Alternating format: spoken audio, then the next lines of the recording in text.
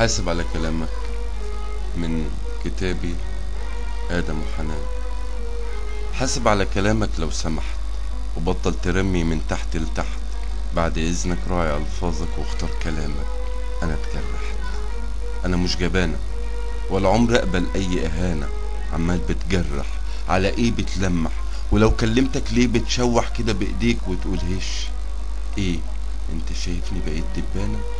عامة ماشي يا عم، يا عم الكويس قوي يا مبيد. الواضح غرورك مهيألك اني جارية من العبيد، عشان متحملاك وكل مرة تبعد بعيد. او لنفسي اصبري بكرة يرجع انسان جديد. لكن الظاهر صبري عليك مخليك تزيد، والواضح برضو طبعي وطبعك عن نقيض.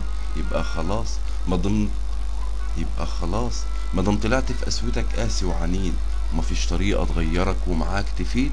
يبقى صعب اتحملك واقبل كلامك الشديد. ولاني في الاول والاخر انسانة ليها كرامة وليها مكانة، فعمري ما هقبل من حد اهانة. خلاص مفيش بينا كلام، يا ريت تنسانا. مش عايزة منك حتى سلامك، كل اللي طالباه عايزاك بس تنقي كلامك. حاسب على كلامك.